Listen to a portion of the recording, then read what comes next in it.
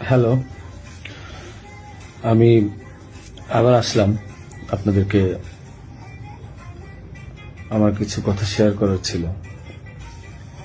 আমি ফেসবুকে ভিডিও দেওয়ার পর দেখলাম যে অনেকেই অনেক প্রশ্ন করছেন, নানা ধরনের মন্তব্য করছেন, আমার কথা হয়তো বিশ্বাস করছেন না। অনেকের একটা প্রশ্ন ছিল যে আসলে আমি দেশে আছি বা আসলে দুবাই যাইনি। আমি একটু খুলেই বলি, কারণ এই 15-20 দিন পরে যেহেতু আমি বলছি, আমি দুবাইতেই, দুবাইয়ের শারজাতে আছি। এখন আমি দুবাই আসলাম কিভাবে সেটাও বলি।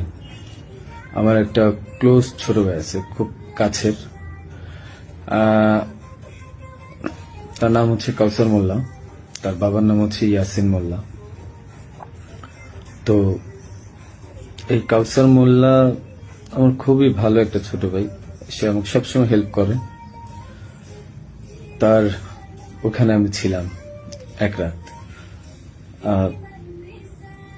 এক রাত ছিলাম, কারণ ওখানে থাকার পিছনে কারণ হচ্ছে মানে তার সাথে আবার আমাদের যে র্যাব 2, সেখানে খুবই ভালো সম্পর্ক। তার ওখানের একটা এএসআই আছে তুষার নাম, তার সাথে খুব ভালো সম্পর্ক থাকার কারণে সে কিন্তু প্রথম আমাকে ফোন দিয়ে জানায় যে ভাই এই ঝামেলা হয়েছে, আপনি জানতে পারছি, আপনি আমার বাসায় আসেন, এরপরে আমি আপনাকে দেশের বাইরে পাঠানোর ব্যবস্থা করব।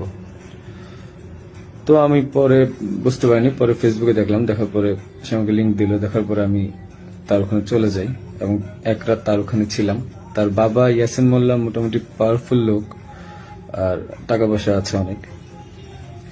তো এই কাউসার যেহেতু র্যাবের সোর্স হিসেবে কাজ করে, তো সে আমাকে হেল্প করছে, অনেক হেল্প করছে, আমি ওখান থেকে চলে আসতে পারছি। আর এই কাউসারই কিন্তু আমাকে হাদির সাথে পরিচয় করে দিছিল। আমার কাজের জন্য কাউসার মোল্লা আমাকে হাদির সাথে পরিচয় করায় দেয়। আমি তার নামটা কেন বললাম, কারণ আমার তাকে সন্দেহ হয়েছে। সে আমাকে দেশ থেকে করছে, সেভ করছে, সবকিছু করছে। যেহেতু কাজটা আমি করি নাই, সে জানতো যে আমি কখন হাদির কাছে যাই, কি করি না করি, সবই জানতো। কারণ আমার কাজের জন্য আমি যাচ্ছিলাম, এটা সে জানতো। যেহেতু সে আমাকে পরিচয় করেছে, তাকে আমি, সে নিজেকে এখন ওই নাহিদ সার্জিস, তারপর আপনার হাদি, এদের খুব ক্লোজ আমাকে বলছিল। সেই বিদায় আমি তাকে বারবার বলছিলাম যে আমাকে তাহলে একটু পরিচয় করায় দেন আমার কাজটার জন্য, আমার কাজটা তো এখন দরকার।